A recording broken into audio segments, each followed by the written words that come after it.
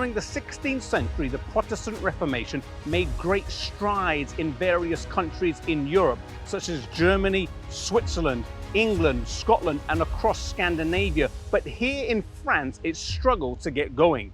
There were great reformers who were French, such as John Calvin, but by and large, the Catholic Church was able to stay as the dominant power. And throughout the 15, 16, and 1700s, the Protestants were persecuted.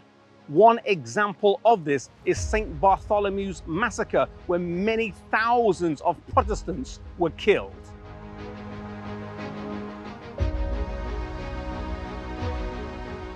Throughout the early 1700s, Europe's economy expanded, which also led to population growth, with it almost doubling during this time. The French population grew the most, going from 16 to 28 million, meaning it was the largest and most populated country in Europe at the time. However, by the end of the 1700s, the French economy took a hit. There were several factors to these. Among them was a crop failure and also a financial drain from France's heavy and prolonged involvement in the American Revolution.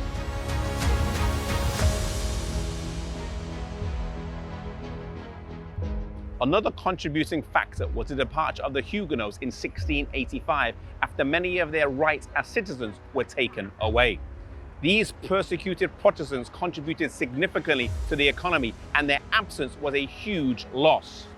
At the time, Protestants and Jews were denied full state rights. Unemployment was also at an all-time high, and the gap between the rich and the poor continued to widen.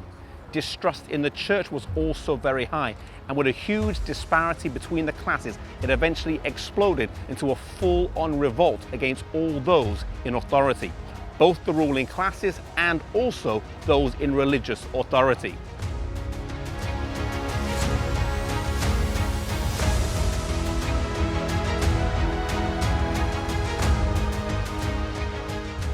The Age of Enlightenment and the scientific revolution, led by men like Voltaire, Descartes, and Rousseau, among others, led to a suspicion of the church and distrust in religion in general.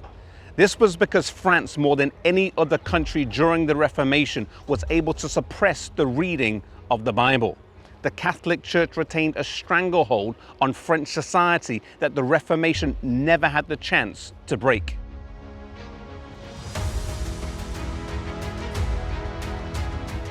The suppression of the Bible in France during the French Revolution was prophesied in Revelation chapter 11, which says that the two witnesses, which contextually are the Old and New Testament, will be clothed in sackcloth, a reference to the Bible being sidelined and disregarded.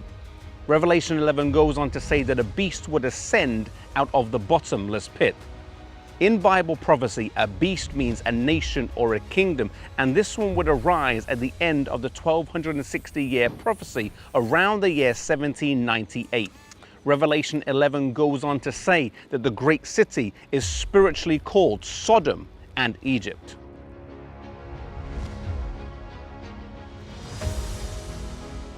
Egypt is a common reference to atheism in the Bible, for no other nation so blatantly defied God.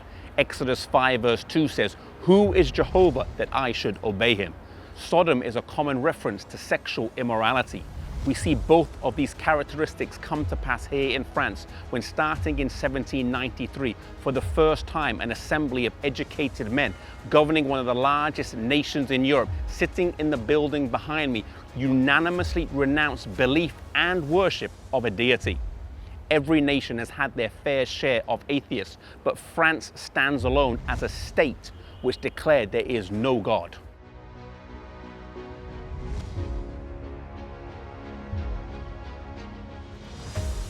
Worship of the deity was abolished by the National Assembly.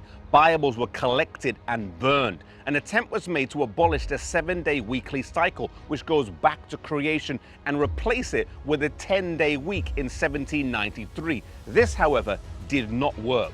The revolution officially started in 1789 with the storming of the Bastille on July the 14th. The Bastille used to stand here, but was destroyed during the revolution as the old regime was overthrown.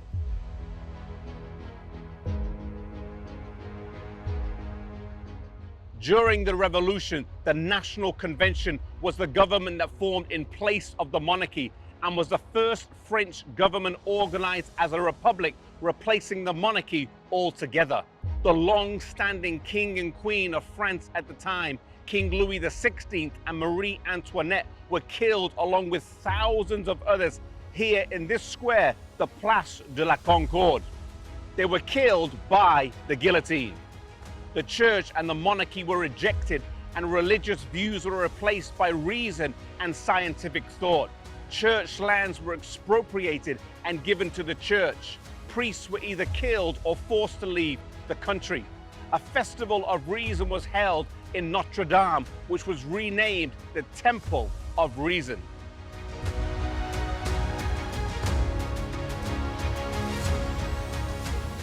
The French Revolution is a vivid episode of history where we see the great controversy between Christ and Satan, good and evil, play out. The legacy of the French Revolution lives on, with atheistic belief common here in Europe and around the world. But in contrast, the legacy of the Bible lives on. As the Bible was outlawed and sidelined here in France, the French philosopher Voltaire proclaimed, "I am tired of hearing people repeat that 12 men established the Christian religion. I will prove that one man may suffice to overthrow it."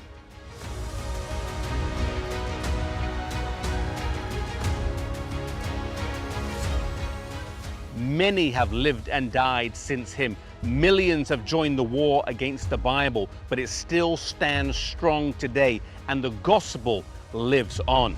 May we remember the words of Isaiah 54, "No weapon formed against me shall prosper," and Isaiah chapter 40 and verse 8, "The word of our God shall stand forever." The Bible has long outlived the French Revolution, and its relevance is still paramount today across ages, societies, and cultures. May we treasure it and let its light shine in our lives and in our communities, that Jesus may be uplifted and seen.